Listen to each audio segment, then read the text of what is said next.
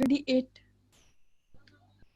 Yes. Yeah, okay. And how do I move my panel? I'm just trying to see if I can move. I don't want to see the participant.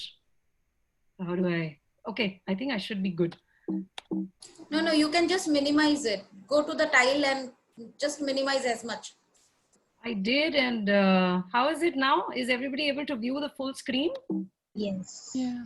Okay, hold on. Okay. So okay, I broadcasted it. Okay. Good evening, everyone, and good morning to everybody who is joining us across the globe. Good morning, good afternoon, good evening on the auspicious occasion or the eve of birth anniversary of Mahatma Gandhi. We are launching the Women in Big Data India chapter today, and we are very happy to have you all join us. My name is Saumya Moni. I am the co-director of the Women in Big Data India chapter, and I will also be the MC for the evening. So very glad to be hosting this to all of you, and we will get ahead with the agenda. We have a power-packed agenda right now. We're going to start with the global vision and mission by Shala Arshi. She is the co-founder of Women in Big Data Global. We're going to have the Asia region introduction and global expansion by Anjani Fuel. You'll also be introducing the Women uh, in Big Data India chapter today.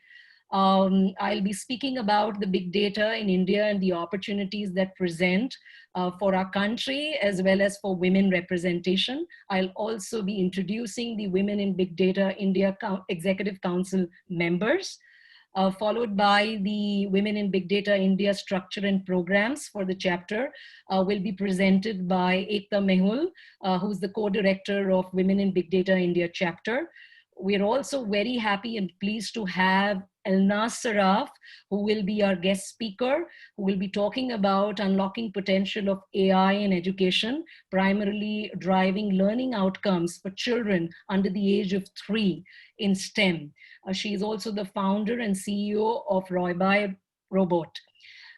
We are also very pleased today to be launching the Women in Big Data, not only the India chapter, but the university chapters with 3 very, very well distinguished and renowned universities in India. More on that later. And we'll also be talking about demystifying big data from Piyush Sharma, who is the Women in Big Data India Executive Council member, with a vote of thanks from him.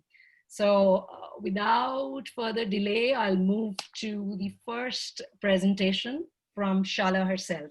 Shala, over to you. Thank you, Samia. Shala Arshi, it's very nice to meet you all. Thank you for joining. I am the Woman in Big Data co-founder, and I'll get to more of the details around the history of the Woman in Big Data, but just a little about me. I have my education in computer science, both my bachelor degree and computer science degree, master degree in computer science from Oregon State University. So I've been in a state for many, many years. And my first real job been with Intel. So I've been with Intel for almost 30 years, if not longer, because I remember I started as intern and just continued. And I've been through many different roles at Intel with the, development side of really actually product development, then into more of customer as an application engineer, then move into the management, then move into the director level, move to Intel Capital on the equity side, and just continue many different divisions within Intel and the roles responsibility. And from my side of it, my experience, when I joined Intel, actually it was better time for women. I'm not kidding you. Our group, although it was a small team working on the supercomputer, when I joined them right from college, it was very much, I remember we had several women. I would say maybe about 20% of that organization were women, really, on the technical side and on the management side. And as I continue in a different division and stayed with Intel, over time, I saw actually, less female participation, which was really sad to see, but somehow we let it, just go because we're all busy with our day in and out, job, and just, going to a room and seeing only, you are the only woman. I have been in several staff that I was the only female because it was very technical. Of course, Intel is all on the hardware and, really deep into the computer. So I could see myself, only the only female, in that, team, the staff, even at the management layer. And, I put all my effort, at least when I was hiring, to make sure, I have a balanced, team. And I succeeded on that one, but we wanted to do something bigger. If you go to the next slide, I would put a little more color on that one, which is really what I was saying, you can see it here. More of this is, we put together this slide because it was so true how women, there is no difference between women and, and men when it comes to, science, math, the interest in that one. And if you look at the study that we did, which is, majority, of course, those statistics are from US side, but I'm more than interested to see how it is in other regions. But really looking at it at the age, 6 to 12, 66% of girls and 68% of boys in 4th grade report, liking science. So they are, equally interested in the science. When you get to the, 12 to 18 range, only 26 to 32% of high school girls see computer science as a good career choice for them. So as you see, already declining. Get to the age of 18 to 22, 18% of computer science, graduate were women, down from 37% in 1985. So when I'm saying my experience, when I was at Intel, we started with more women coming from college into, although it wasn't that, it was what, 1990s, but, we had more, representation. And as years go by, we saw the decline on that one. So really, interesting that, but what did we do wrong? We didn't pay attention, I guess. We didn't really put program in place to preserve it and, grow it. So when you go to age, continue on that age, sort of a journey, 22 to 30 age group, 12% of engineers employed by the technology companies are really women. So that was my experience, seeing it more in that range. And then 50% of women in the age, 30 to 45 in STEM leave due to the environment in the workplace. So really, we see really retention is a big issue for women, for the employers to really keep the talented women continue with their career. And unfortunately, you go to the 45, 65 age group, only 3% of Fortune 500 CEOs are female. So it's just declining from every age group to the next one. And there is a fundamental issues that we really wanted to be, looking into it and see what we can do. Can we go to the next slide? I know we have a packed agenda, so I want to stay on that 10 minutes. So the woman in big data, what was our mission and history? What was and is still, true on the mission side? To inspire, connect, grow, and champion the success of women in big data. If you look at, what we consider as inspire, is really share our journey and pay it forward. We want to make sure, we really have that, discussed and, really, talk to others and make sure, we pass it along as we really move into our journey. We focus a lot on connecting to cultivate, our community. What we are doing right now, we are connecting, really to this community. We want to grow it. We do development, a lot of meetup, workshop, training, and support, mentoring. That's really part of our platform. And we're going to double down on those moving forward. We are putting more structure around those, really to make sure we have a well defined program. Because right now what we do, we have a lot of meetups and we have sort of, subject matter expert coming and talking, but we want to put it into a more structured now training, online and self-paced, training that we would offer. And we want to really champion the end, make sure we all, help each other. We want to elevate and celebrate the successes and see where all our women, are able to really make it. And of course, we need allies. We need all the, men to help us to make sure we spread the word and, be the allies in this journey. When we started 5 years ago, we started it from Intel. And what happened, as I said, we saw the decline. We looked at our own organization that we had a division in a big data analytics, and we saw only about 8% female representation. And our GM, Michael Green, he was really upset. And he said, this is, something that we got to start looking into it and see how we can, really go about doing it. And we started by talking to our partners in Bay Area, because Intel, of course, headquarters is in Bay Area. So we started talking to SAP, IBM, Cloudera, Oracle, Microsoft, many of them that we had partnership with. And 15 of us, we got together in July 2015. And when we shared, the stories, it was the same, really true for all of them. So we pretty much decided that we better really get together, and if we can really start spreading, the sort of, make the awareness and start, really see how we can help each other, help our women, help our community, to hopefully, get overcome, the situation we are. We did have a sponsorship as one of the partners that we have. Stanford was a really, great partner with us, and then, we had a amazing partnership with USC, with our chapter in Southern California. So we do, it's not just industry, we also, doing it with university, and such an amazing, really collaboration with the universities that we are working with. Currently, we have over 17,000, members. And the way that we are measuring our members is really by meetup.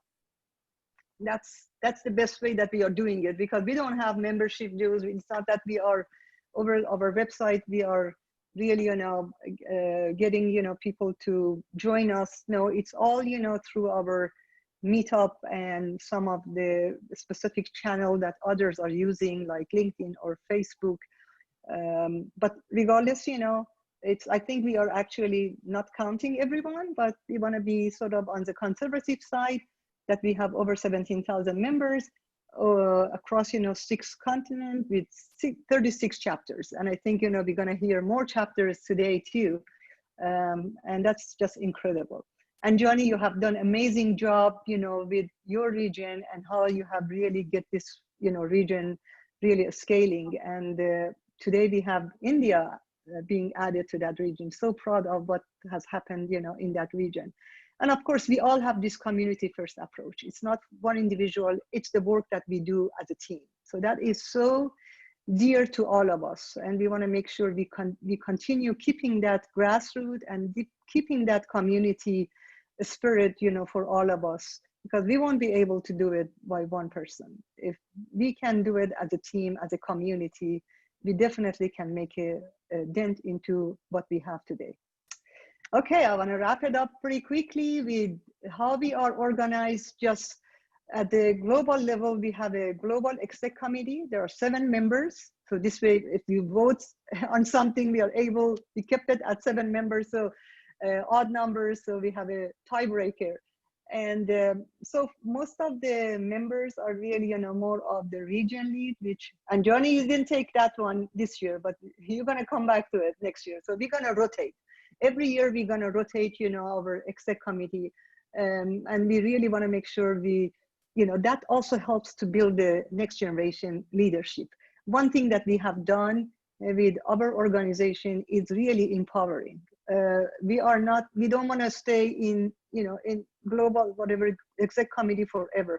We want to just establish it, move on, and pass it to the next, people to come in and take that, because everyone brings such amazing ideas, and we want to make sure we benefit, from all the wisdom that we have and all the leadership.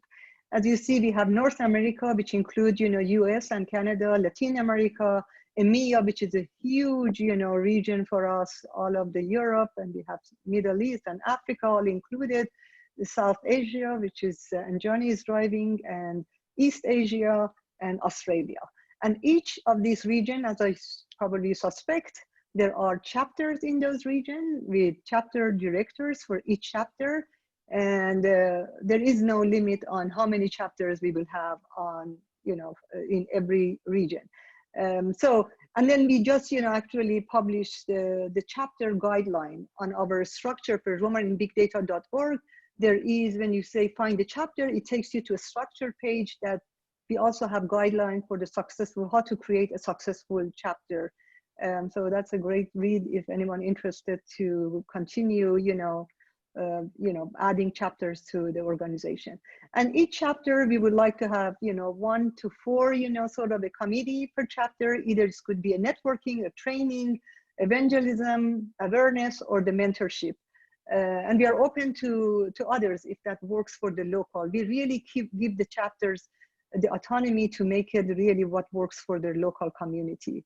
One more slide and I wanna stop. So this is just our global sponsor. Did we miss the other? Okay, sorry.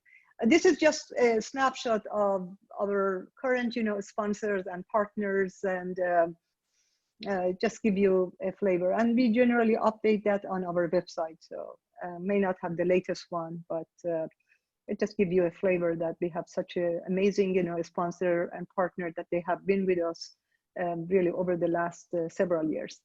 Do I have anything else? I have, this one that I wanted to just make sure everyone aware that we would like you to be part of the solution. We have a lot of different, channels that we are providing information and communicating with our members. Our, Women in Big Data has lots and lots of great content on that one. This is our main website. Other chapters may have their own local, website, but we still use this one as our main, really channel for all of that.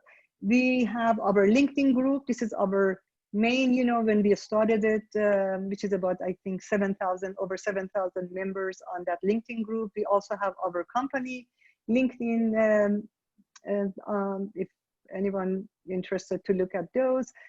We have our Facebook, we have our Twitter account, and we have all these different local, meetup and social, other, social channels. So what I mentioned, those are more of the global one. All our chapters are welcome to use those global one. We share, the credential, and they can actually do it on their own, or they can have their own, local one. And we have a short, video. This is what we created 4 or 5 years ago, and it is still, pretty true to what we are doing. So with that, I want to wrap it up. I want to thank you, everyone, and I want to welcome you to really this session. And congratulations to Anjani, Samia, and the rest of the team, executive team, and everyone to really make this happen. Thank you, Shala. Wonderful and so inspiring. This builds such a compelling case for women in big data. Thank you so much. These links have also been posted on our Women in Big Data India chapter. So everybody can be, following these along with the Women in Big Data India. Thank you, Shala. Very inspiring. Thank you. Moving on to Anjani. Anjani. Thank you, Soumya, and hello everyone. I'm very much delighted today to see the huge crowd, and I'm getting opportunity to speak in this platform. It's an awesome opportunity for me, and I think it's an awesome opportunity for all those people who are here to hear from the awesome leaders. So myself, I am Anjani Fial. I am representing as a South Asia lead for Women in Big Data. So as a South Asia lead, I basically represent the countries in the region. And I'm responsible to open communities and help to operate the chapters in the region itself. A brief introduction about myself. So I'm from a tech background as well. Done my engineering in electronics and communication from Nepal. I'm originally from Nepal. Later, I moved to UK 10 years back, did my MSc Computer and Network Security with distinction from Middlesex University, London. So you can actually see some of the logos on the side. So I have been engaged with some of the organizations in the past throughout my career. I worked for UNDP as a consultant, served for Ministry of Finance in Nepal. Later, I moved to a company called Rackspace, a consulting company, provided support to various multinational organizations, including Nestle, Unilever, BVCs, and ITVs sort of companies. Later, I worked for Capital One Bank, which is, again, one of the big major US bank itself. So worked there as a senior cybersecurity manager as well. My experience working with these companies, I get to work with awesome female leaders. And it was so much, inspiring story of how they actually were raising kids at the same time, how they were handling the professional career. Working with them, learning with them was a very awesome experience. But then myself coming from a country, Nepal, which is a neighboring country to India, the plight and the situation of women in tech wasn't very great. I left the country 10 years back. So I wasn't too much aware how things were going. Later, after Capital One Bank, I actually joined so if you could just go to next slide, Soumya. So I actually, started my own organization called Zenith Solution, and then started operating in the region, in the Asian region, in countries like Nepal, Bangladesh. And that's where I actually saw, the situation of women working in the region, in the tech itself. So in terms of some of my other, feathers in the wings. So as I already mentioned, I have been involved in Women in Big Data as a regional lead for South Asia region. I have been appointed as one of the global Amazon ambassadors as well. So there are around 160, 170 global ambassadors, and I am one of the ambassadors representing Asia Pacific region itself. Similarly, I have been appointed as Amazon Startup Scout, which means I am authorized to help startup companies to actually get access to the fund that Amazon provides, so that as a startup company, they don't actually need to pay anything for at least next 2 years or something. So as a scout, I actually help startup companies to get access to that fund as well. Similarly, I have been working as a Microsoft certified trainer from almost 2007 to until now. So it's a long journey with Microsoft as well. In Nepal, I have founded Girls in Tech Nepal chapter as well. That's again another international organization working in a pretty much similar field as well. And again, I'm very much proud to say I'm a father of 5-year-old daughter as well. And again, very proud to say that she's already going into tech as well. So really excited on that. If you could go to the next slide, Soumya. So as a company, now I actually run a company called Zenith Solution. I've been working, running the company with headquarters in UK, branch offices in Australia, Nepal, Bangladesh, Pakistan, and India. And in the run of expanding the company itself, I actually visited Nepal several times. Then I went to Bangladesh, Pakistan, visited various cities in India.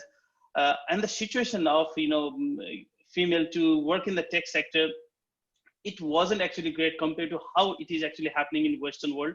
I mean, it's all about comparison. Relatively, again, in Western world, it is still difficult that not a lot of women are actually retaining in the tech industry. But going back to Nepal, when I try to hire people or female who are actually working in like tech in Nepal, it was very difficult. And one of the reason was like female who are actually graduating from the tech itself was very low compared to, like Sala already saw the status of how many female actually like the science subject in the beginning, and then how the ratio or the number becomes declining. So the challenge was like, getting the people hired was a challenge. And then, keeping those women in the field, retaining the talent was very big challenge as well. So looking at this condition, I actually, joined hand with Sala and the team to start this initiation in the region itself. So that's why I took the responsibility and in charge of running the whole chapter and the initiation in the South Asia region itself. So we first started the chapter in Nepal. Then we actually, started the chapter in India, Pakistan. So Soumya, if you could go to the next slide, I think there's the details. Yeah, so throughout the last, I don't even remember how long it is. It's not even long actually, like, less than half a year or like less than in a year time, we already expanded in various countries, including Nepal, Pakistan, India, Bangladesh, Bahrain, and Jordan.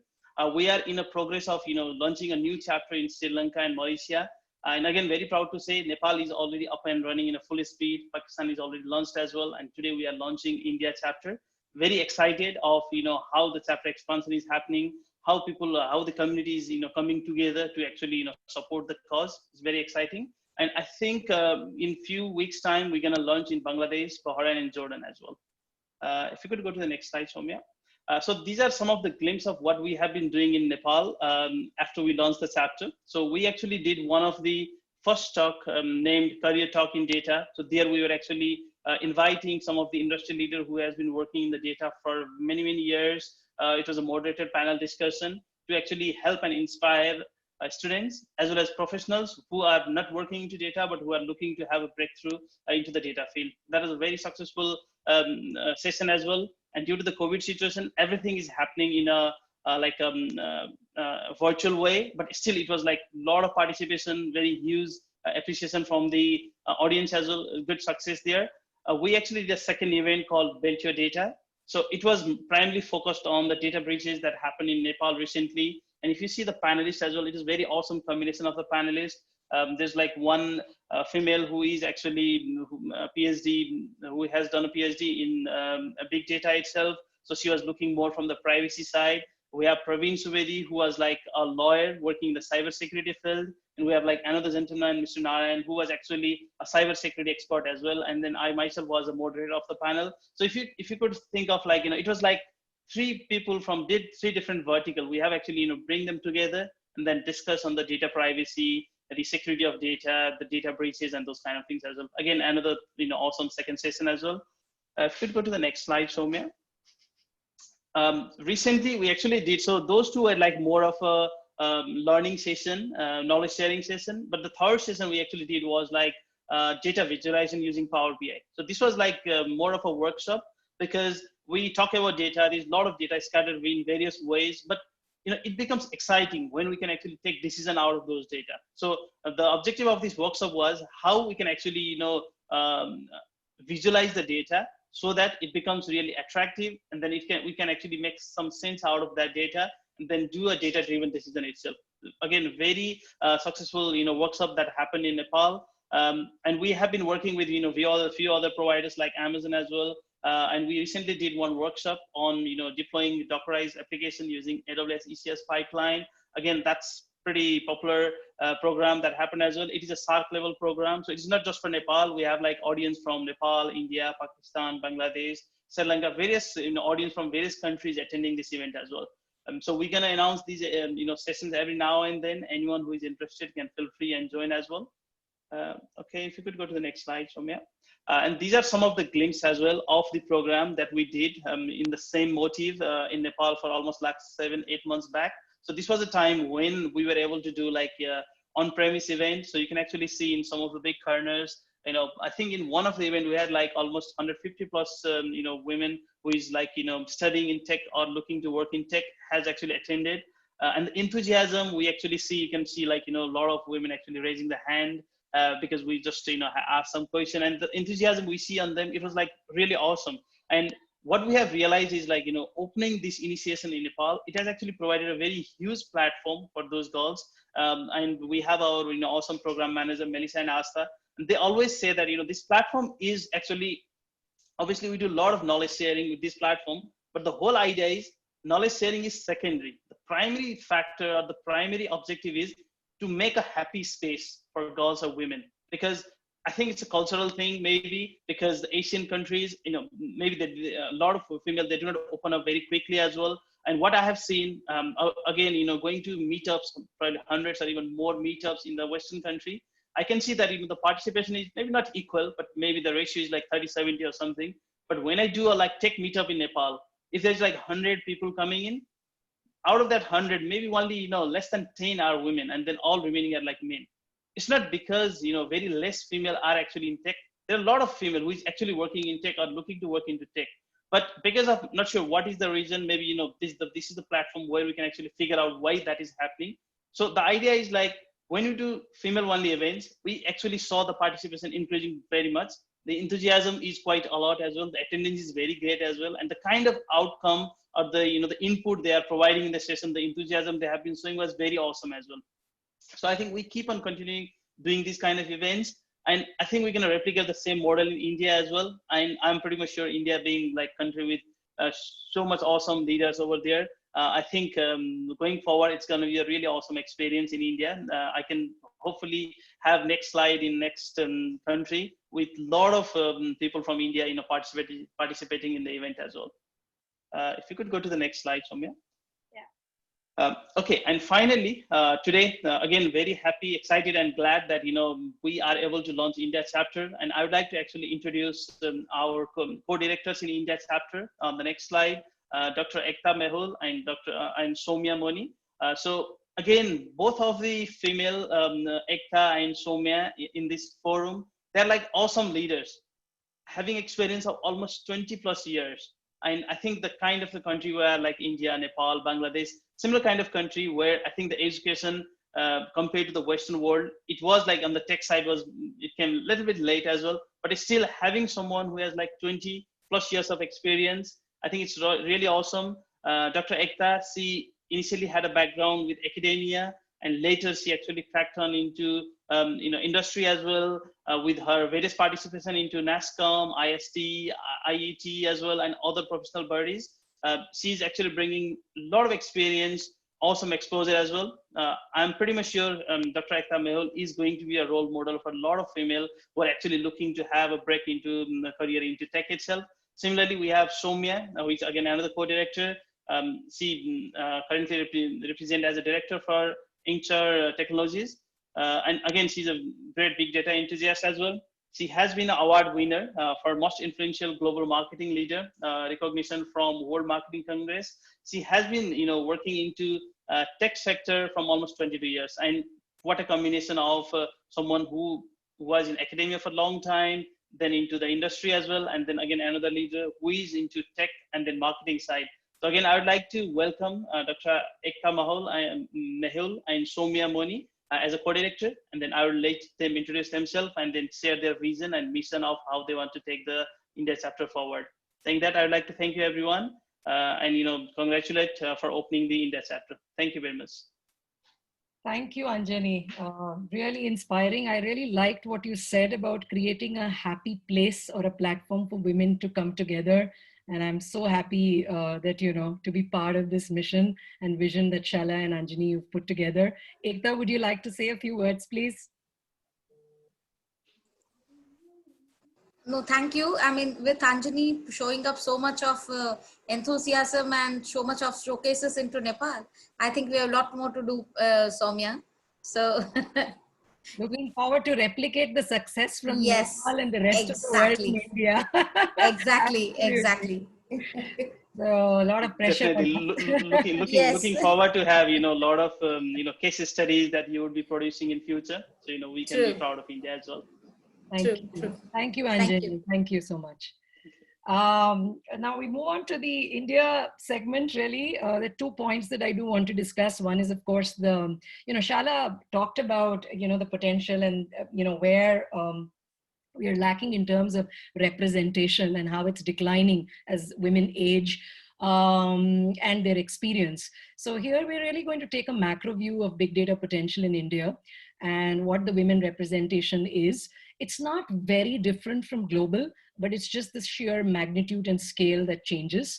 I'll also, it's my privilege and honor to also talk about the Women in Big Data India Executive Council members who have come together to help us and join, this mission of increasing the representation of women in data science in India at a grassroots level.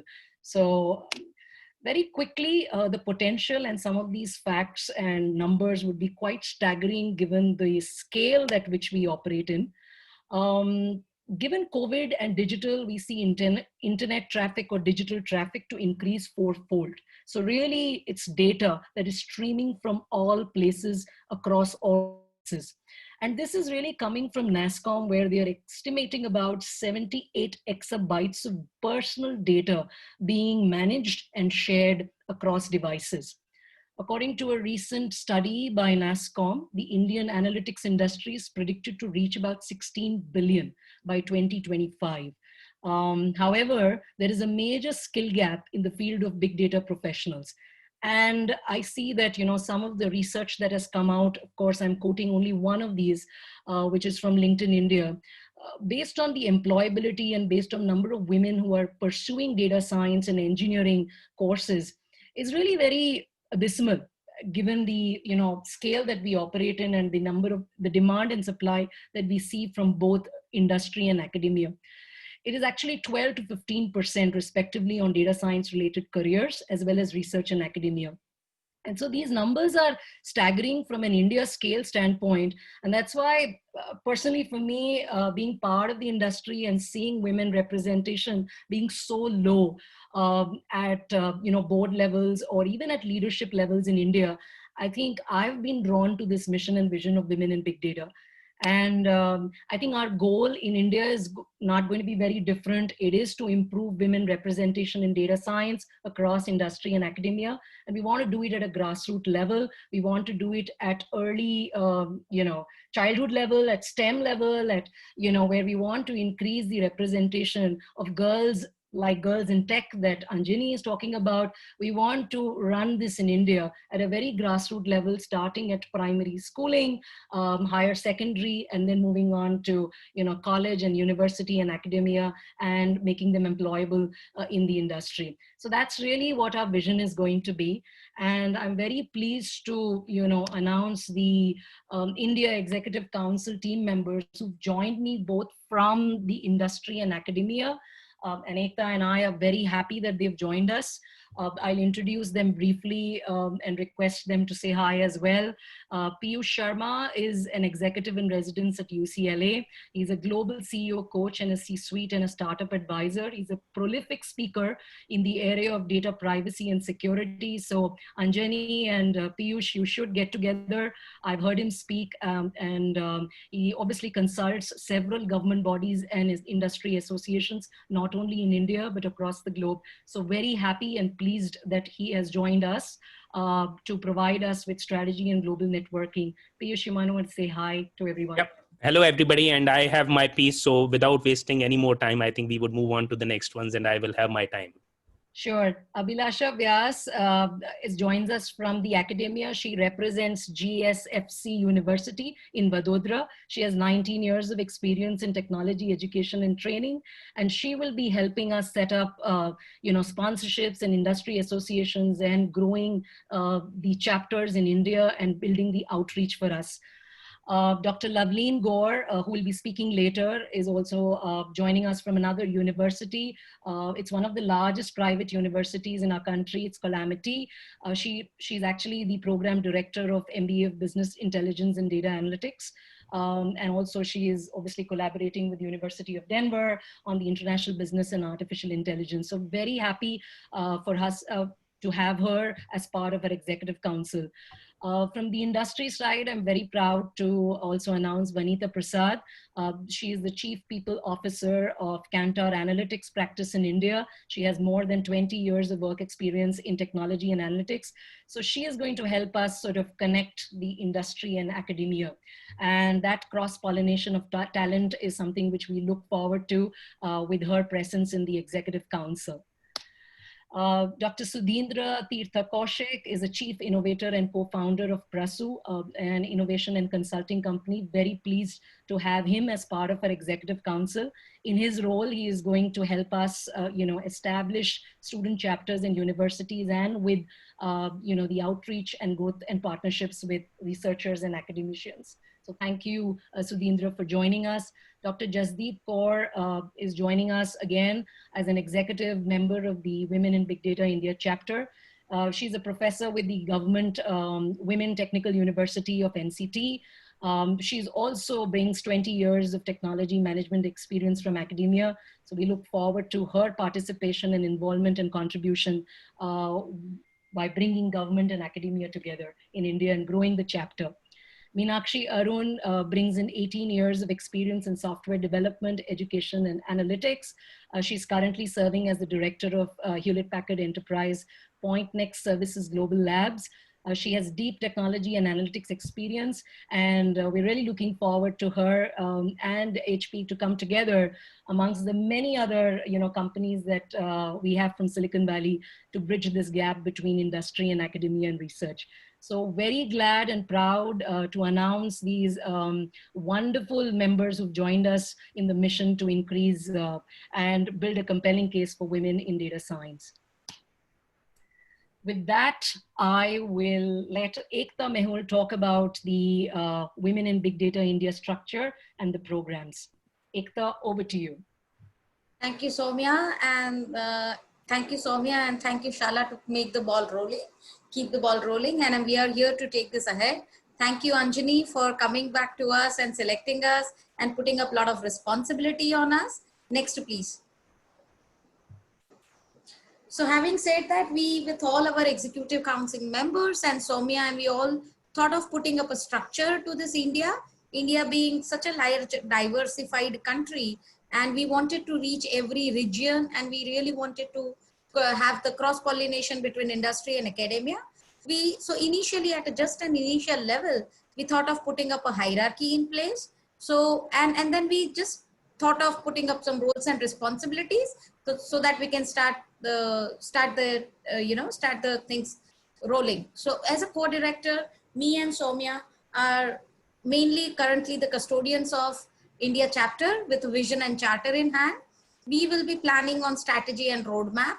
We will have to do selection of EC members and thanks to all the people who have actually joined us, and we are so very thankful for all the EC members. They really come with huge experience and diversified places. We are still to enroll 2 or 3 of them, where we and Soumya are still planning to bring up them from different data background.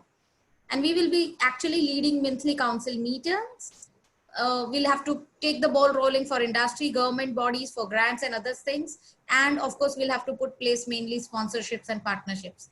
Now, having said that, our executive council members will have to basically focus on program design and development. They will also support us for sponsorship and partnerships. And actually, there's a huge experience which all of them bring. So I don't think that as a co-director, we have a great large role to play. In fact, we are getting such a great supportive hands from all of them.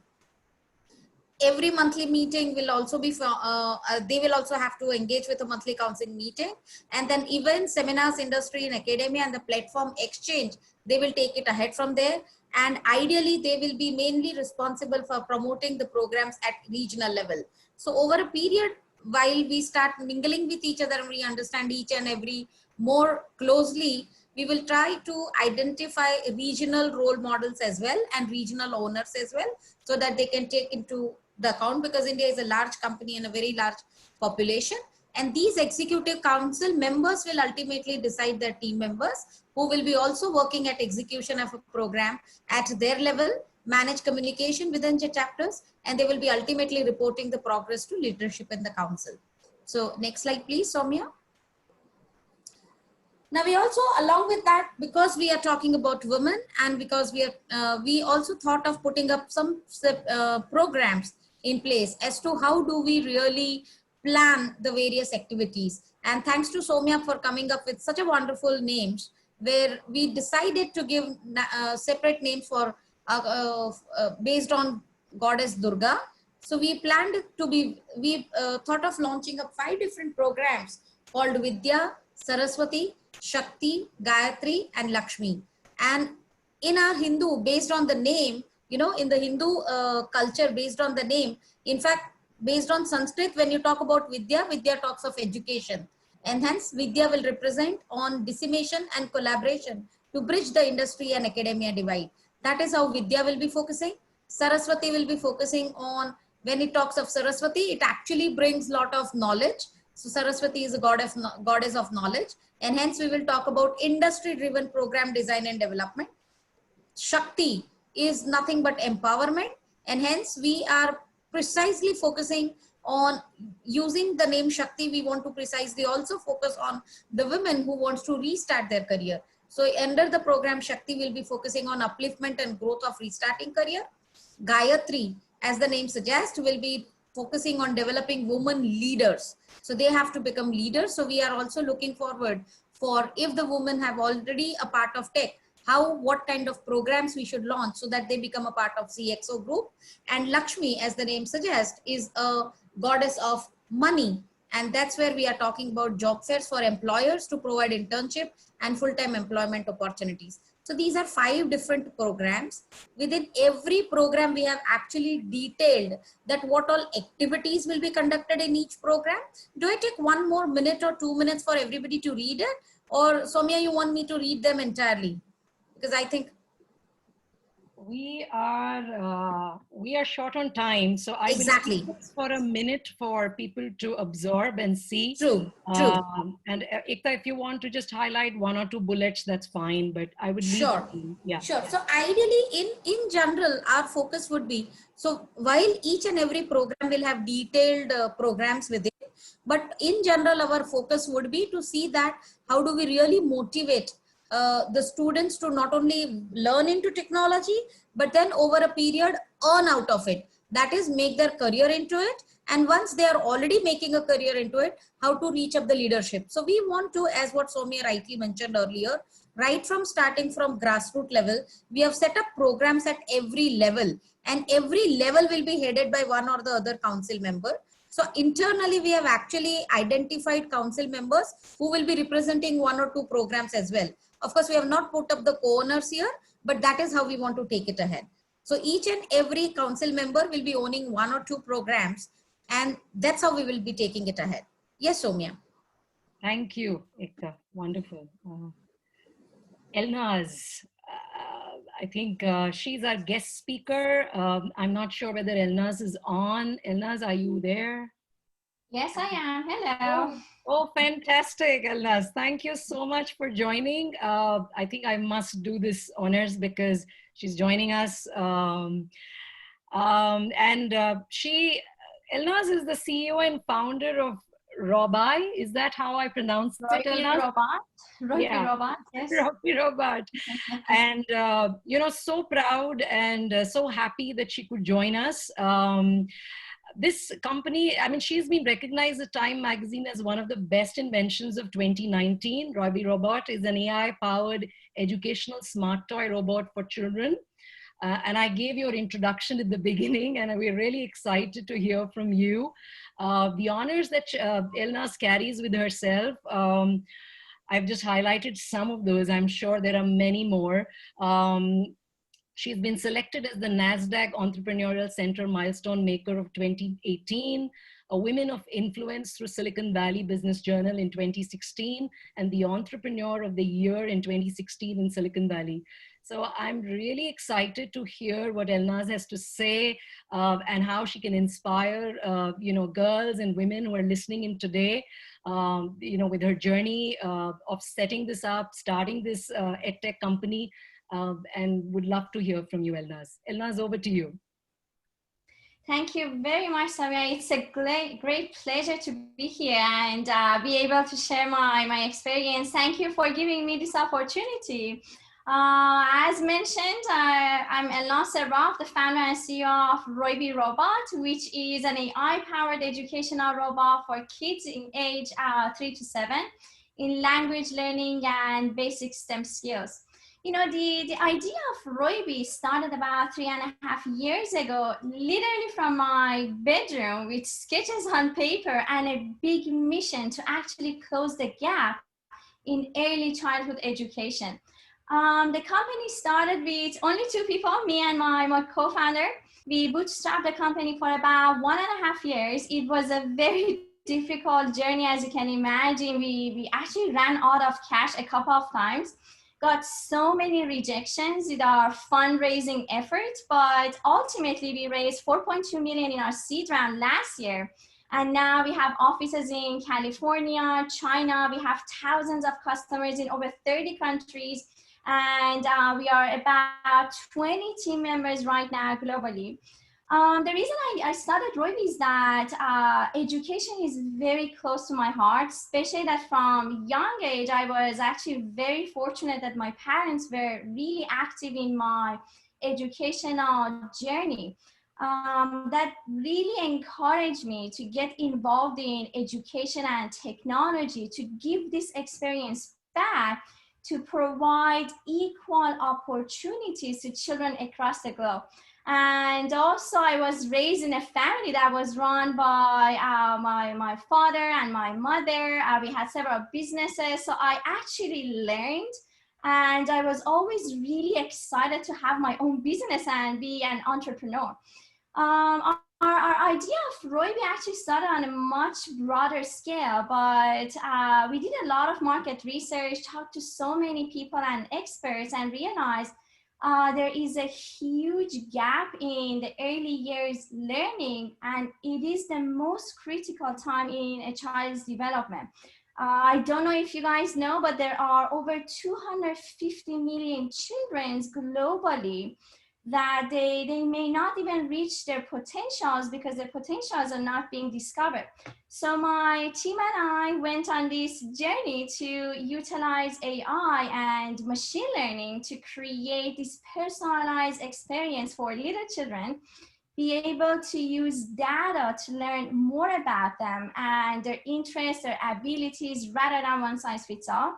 When we started talking about product, we saw great and absolutely incredible traction about our technology. As mentioned earlier, we were featured 2 times actually on the cover of Time magazine as one of the best inventions of 2019.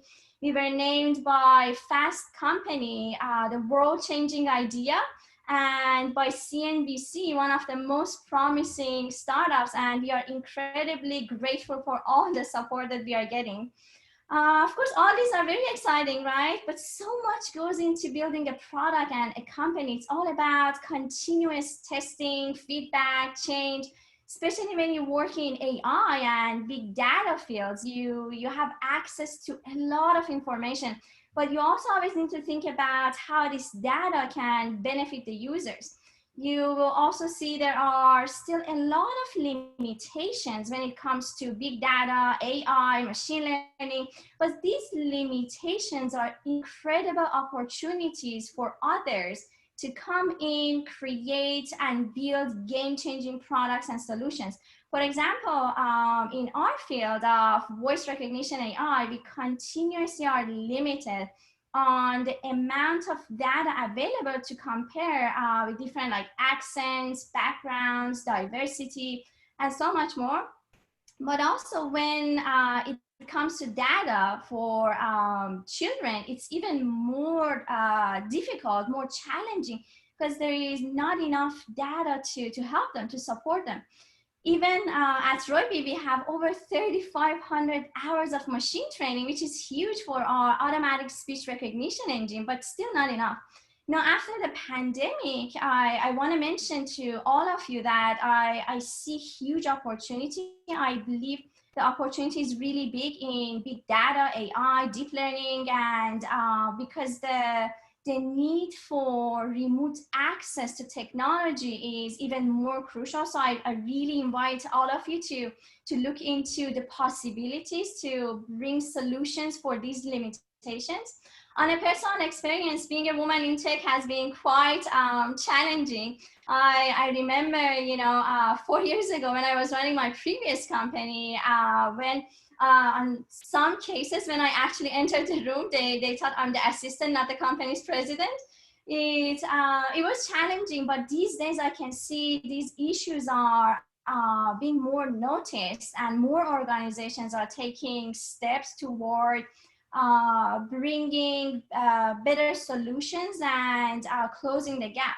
Also on on business side, as a founder, for anybody that is thinking about starting their own startup, I have to say that every hour literally is a new day, because one day you're working on your product, processing data, being excited about how to make sense of all this information that you have, and another day you have to work on operations, logistics, fundraising.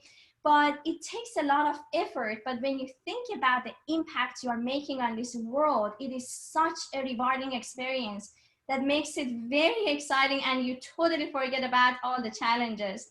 And to wrap this up, I highly encourage women to get more involved in advanced technology fields related to AI, data, machine learning. There are actually not so many of us to create diversity that this technology really needs, and so much more innovation and great solution I can see to be built by incredible women in tech that can really help humanity. And always remember, anything is possible if you truly set your mind to achieve your goals. And again, thank you for having me today. And if there is anything I can help, please do reach out. You can always find me on LinkedIn. Thank you. Thank you, Elnaz. That's so inspiring. I mean, you know, it's really lovely to hear your journey, and I'm sure it's going to inspire girls and women to take the entrepreneurship route. Thank you. Thank you for coming in. Thank you again. Thank you. Wonderful to hear you. Moving on, yes, with the Women in Big Data India University India chapter launch, we're also launching 3 university, chapter partnerships as well. And the 3 chapters are with Indira Gandhi Technical University for Women in Delhi. They have a club on AI, Women in Big Data, and we've obviously given they're part of North Zone chapter. GSFC University joins us as well from Vadodara. That's the West Zone chapter for Women in Big Data. Amity International Business School, Data Science and AI Lab also launches their Women in Big Data India North Zone chapter with us.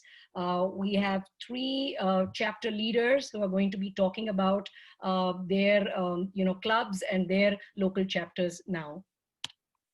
I'd like to introduce Dr. Amita Dev. She's the Honorable Vice Chancellor and Pro Vice Chancellor of IGTUW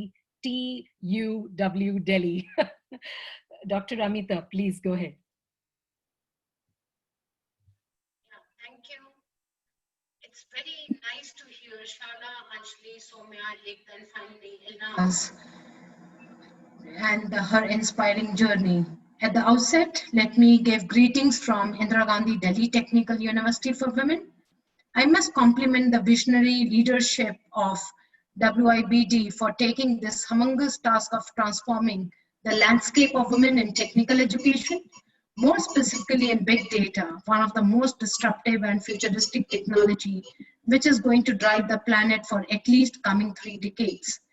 And definitely, yes, it's of paramount importance to inspire and champion the success of women in big data.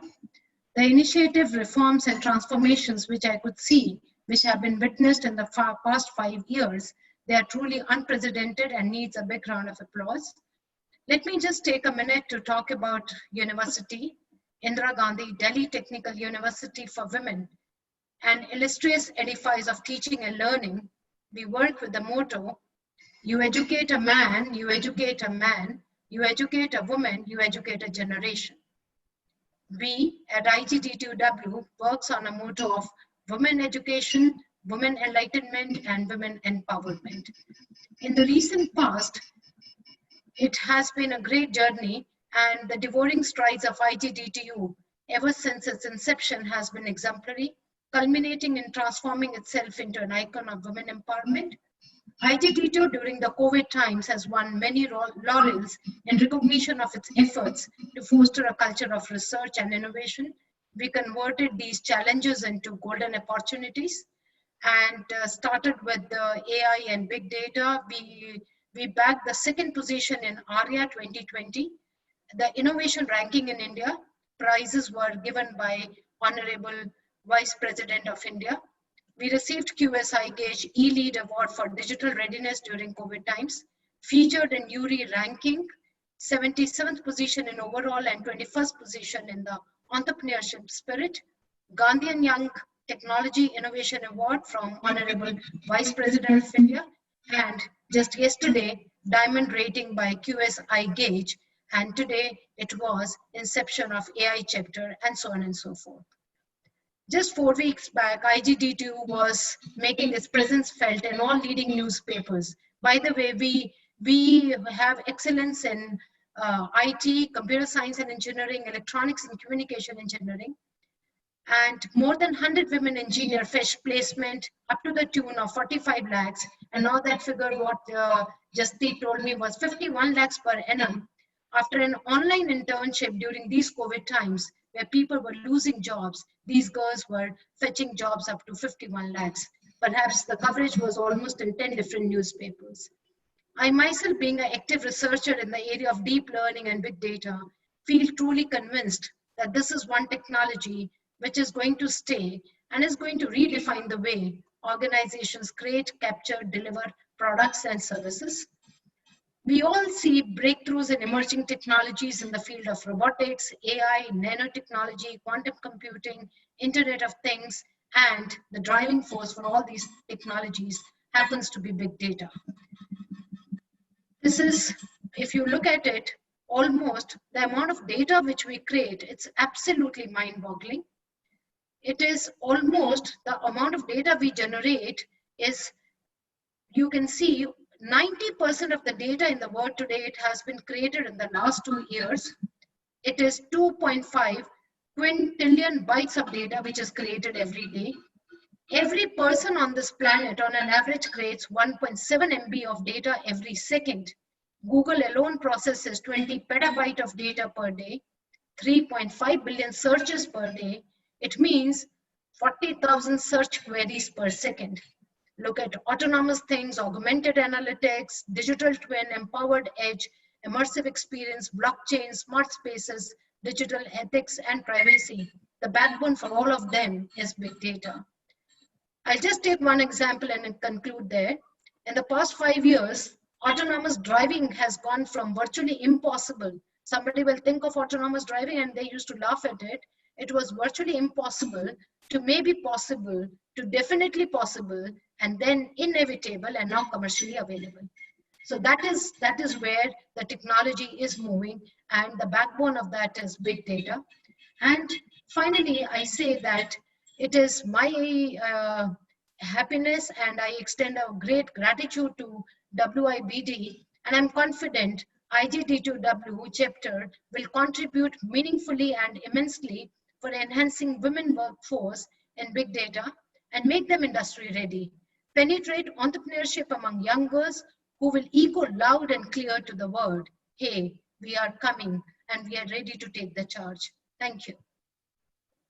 Thank you, Dr. Amita Dev. So inspiring to hear. And I really liked what you said about, how it's inspiring, connecting and growing, championing and success of data. So kudos to you and your leadership and Dr. Jasdeep Kaur's commitment to this initiative of women in big data in India at your university. Thank you so much for your partnership. Thank you. Moving on to GSFC University Vadodara is represented by Ms. Abhilasha Vyas. Abhilasha, please go ahead. Yeah, thank you, Soumya, and greetings from GSFC University to one and all present here. On the auspicious occasion of Gandhi Jayanti, we are stepping forward to inaugurate the Women in Big Data India GSFCU chapter to inspire and encourage young girls to be a representative in the field of big data. Big data, we know, is a field that make our future more enlightened.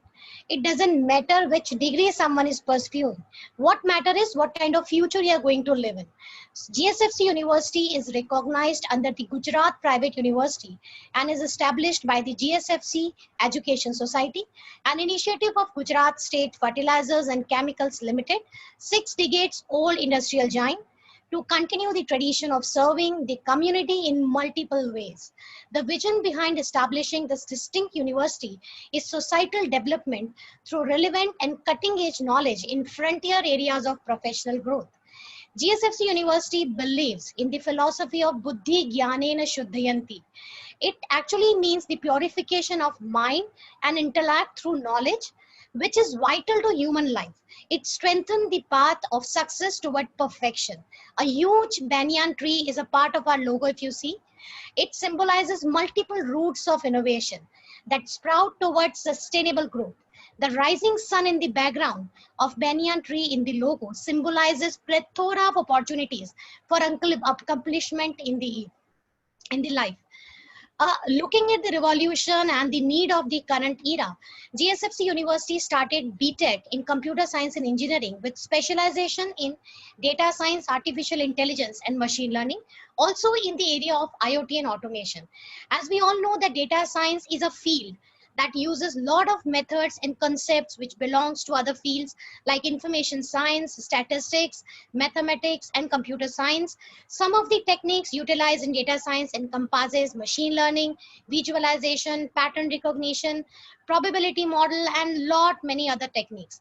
The basic objective of opening this chapter in association with WIBD is to promote research projects of societal benefit on Industry 4.0, automation, data science, artificial intelligence under the Research and Development Lab, supercomputer facility which we have in university, and design lab established after receiving the grant from the Department of Science and Technology, Government of Gujarat.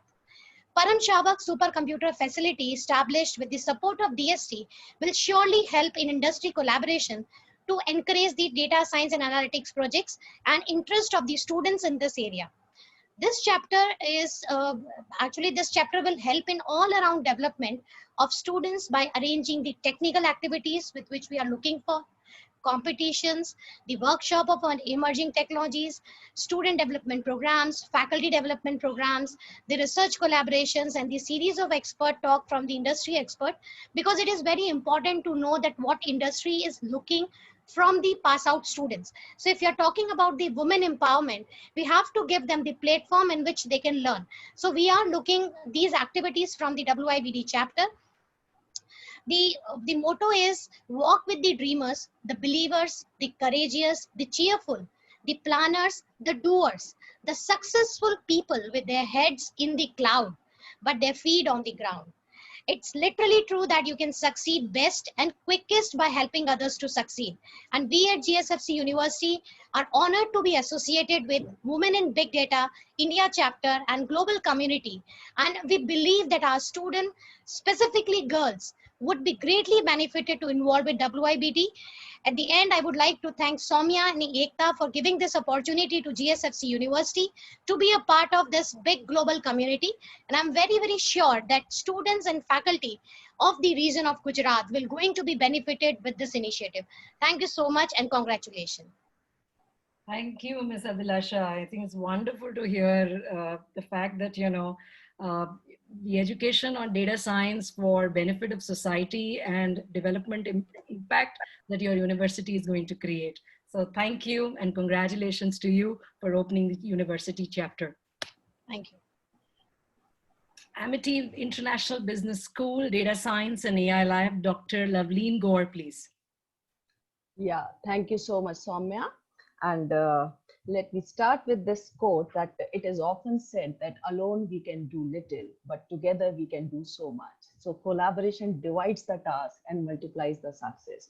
With this, I, Dr. Loveleen Gore, take the opportunity to announce the partnership of Amity International Business School with Women in Big Data India chapter. Amity University is a very first, private research university, which is established in 2005 under the aegis of Dr. Chauhan. And this university is recognized by UGC under Section 22 Act and accredited by NAC as a A+1. In September 2016, the university inaugurated its New York campus by purchasing 170-acre campus of St. John's University in Oakdale, New York. And we have a global presence in London, Singapore, New York, San Francisco, Dubai, Abu Dhabi, Sharjah, Tashkent, Mauritius, South Africa, and Kenya. And in India also, we do have approximately 30, universities in every state. The Amity International School is actually running various undergraduate, postgraduate, and various PhD programs. And recently, in 2018, we launched this program in artificial intelligence and business intelligence and data analytics in collaboration with the University of Denver, USA. The data science and AI lab of Amity University is actually run by the student volunteers, and these students are very, very active, and they are organizing various events like hackathons, contests, webinars, seminars, guest lecture series, and with the objective of enhancing their knowledge, skill set, and make them industry ready. The few achievements which I wanted to talk about the students in this particular lab, that they have already published many research papers in ABDC journals and SCI journals, which are very indexed, and we already have filed 3 patents in the area of AI and data science. We have also presented various research papers in international and national conferences of various repute, as well as various projects of international they are already associated with. And I'm very sure that with this association with WiBD via chapter, this particular lab will grow, and together we all will grow. And my best wishes to all these esteemed guests, speakers, organizers, and the participants. Thank you so much. Thank you, Dr. Loveleen. So nice to hear that, the team is advancing in several, topics on AI and machine learning. I see a lot of research coming out from Amity International Business School. So hopefully other universities can partner and we can partner with the industry to make sure that, this research gets some actionable orientation with industry. So thank you so much, Dr. Loveleen, for your partnership. Moving on to our last speaker, Piyush Sharma. We are actually, we've crossed 12 minutes past our allotted time, but I do want to give full voice to Dr. Piyush Sharma to talk through, demystifying big data for us. Piyush, please go ahead. Yeah, thank you, Soumya. Really appreciate it. Wow, what an inspiring evening, and how delighted I am to be joining terrific women leaders from around the world on this special day. Well, the history of the world has it that while trade and finance networks took centuries to develop, it is only over the course of the last 20 odd years that the data networks started appearing, right? And boy, have they exploded. So let me take you guys back to the year 1995. The top 15 technology and internet companies of the world, between them, had a combined valuation of $16 billion, which at that time was considered a whopping valuation. And fast forward to today, the year 2015, the top 15 technology companies of the world have a combined valuation between them of something like $3 trillion. So $16 billion to $3 trillion. We're obviously not talking inflation adjustment here. There is something drastic which has happened to the world, and that for you is the power of big data. You show me one successful company of the world, Google, Apple, Facebook, Amazon, Baidu, Alibaba, Tencent, Huawei, in another part of the world, or come back to a Microsoft or a Netflix.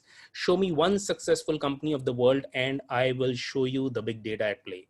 So my contention is that technology does not disrupt, business models and innovation models do. And at the heart of all technology, all business models, all innovation, sits this big data that continues to be at the heart of undertaking all kinds of, delivering all kinds of transformation, whether it is economic, social, or political.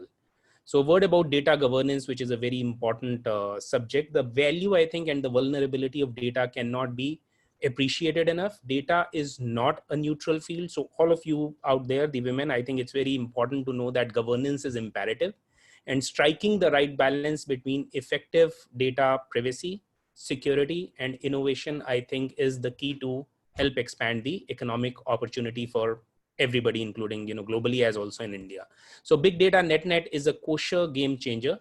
Now is the right time to board the big data bus. That is as far as talking about big data is concerned. Coming back to the vote of thanks, very important. And there is no time limit that I'm having on this because all of you guys deserve so much.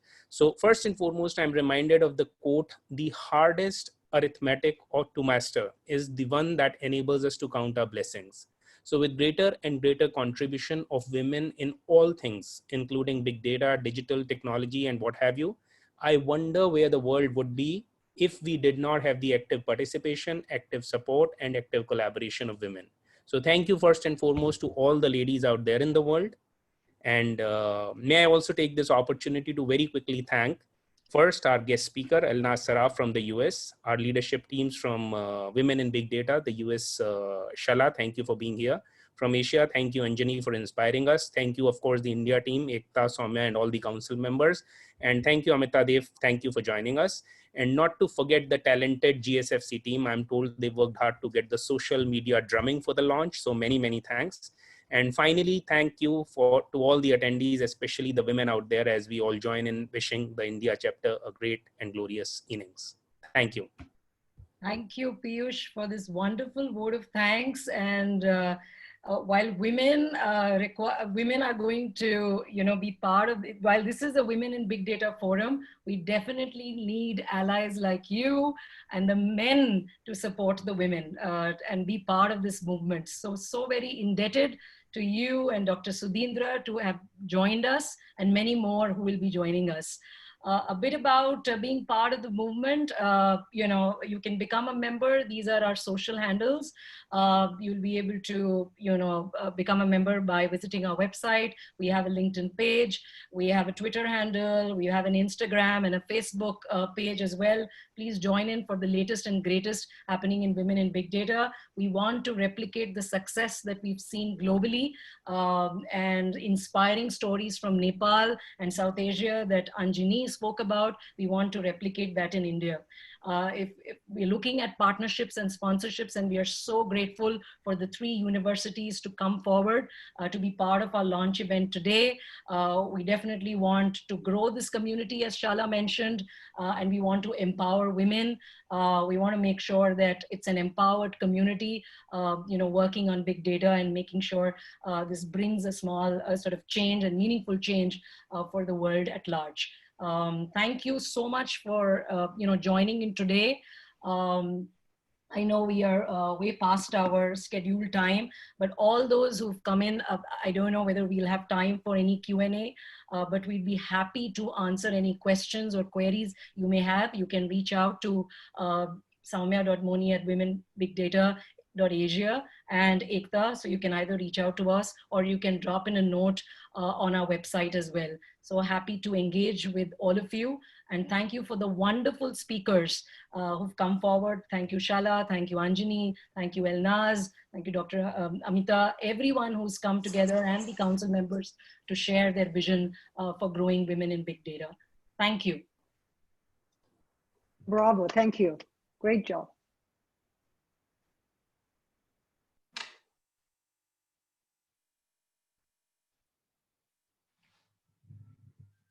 Thank you, Shala. Thank you so much. Thank you, Soumya. Thank you, Excellent. Okay, thank you so Amazing. much. Thank you, Shala. Thank you, Soumya. Ekta. Bye. Thank you. Talk to Take you care. later. Bye. Thanks, Take care. everybody. Bye-bye. Thank you, Excellent. Anjali. Really Bye. amazing job. You guys are beautiful. Thank you. Thank you. Thank you. Bye. See you soon. Yes. Thank you, everyone. Thank you, everyone. Bye-bye. Bye, Bye. Anjani. Bye. Bye.